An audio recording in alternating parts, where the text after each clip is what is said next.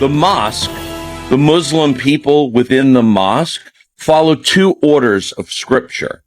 And in that, Muhammad says, it was at that moment that I realized that most churches, they're not charitable.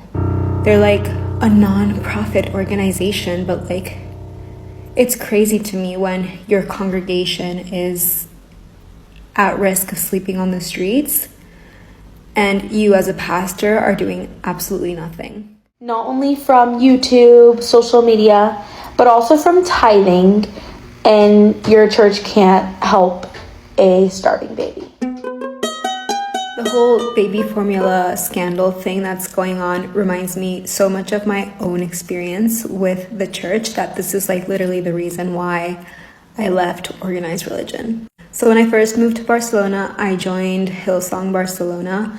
I just like wanted to get back in touch with my Christian side. I really loved the music aspect of it. But like when I tell you that it's all marketing, it's literally all marketing. Now, don't get me wrong, I met some lovely people through the church, but like basically the pastors are like straight up influencers. And the thing with like Christianity and like my experience at this church specifically was that they always preach like, oh, like everyone is welcome here, do good to your neighbor, donations, charity, etc., etc. Until it ends to someone of the congregation, and then these people are nowhere to be seen. Like, lead by example, that shit doesn't exist there. So when you first join, like, you are automatically added to like this Bible study group. They don't tell you that it's a Bible study group, but essentially it's that. You're added to a WhatsApp group, you have a leader, and you meet like once a week to talk about the Bible. It's a Bible study. So someone in my group was in a very precarious situation during Christmas a few years back.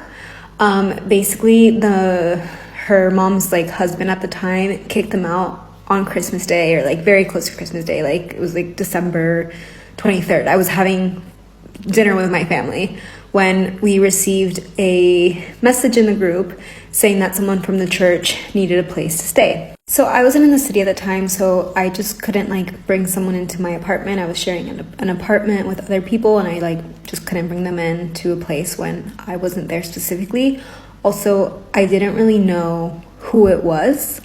It was then later that the leader like messaged me privately saying that it was a girl that was in the group, and so I knew her from like maybe 2 or 3 times that we had gone to this like Bible study together. Anyway, they were like on the brink of spending not only Christmas but like an extended period of time on the streets because all of the social services were completely shut down at that moment because of the holidays, which like also makes zero sense to me, but alas.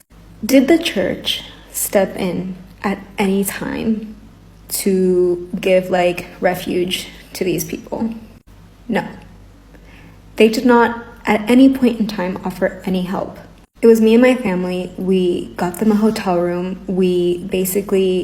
I started a fundraiser so that I could have, cash to give them, because again, like, I can only do so much, right? I'm one person versus a whole congregation. But anyway, I did like this fundraiser. People that didn't know these people were helping them out. People from all over the world mobilized to get money to these people so that they could have a place to stay, some food to eat, and even like a phone card.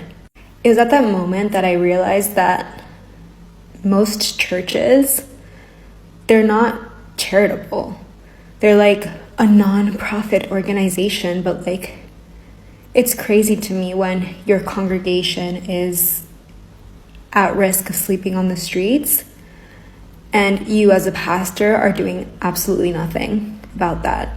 There's no place for them to like seek that refuge, and you're not mobilizing people to help them get a freaking roof over their heads.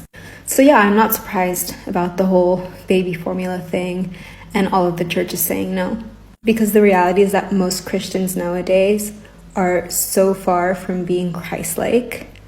And yeah, that's why I will never go back to organized religion. So as someone who used to go to a mega church, and I used to tithe at a mega church, I now watch Joel Osteen at Lakewood, And I watch him on YouTube, and the views from YouTube go towards the creator. They get money, they get paid off of that.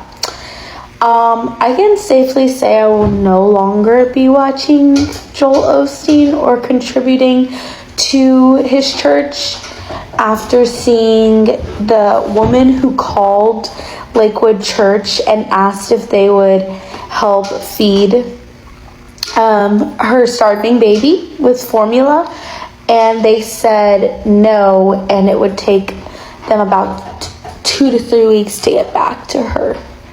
So you get millions of dollars, not only from YouTube, social media, but also from tithing, and your church can't help a starving baby. That's just food for thought.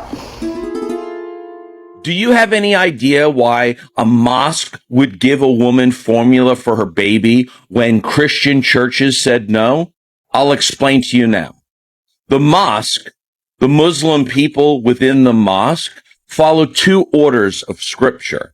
And in that, Muhammad says, "Thy neighbor shall not go hungry while I go to bed with a full stomach." That's number 1 reason.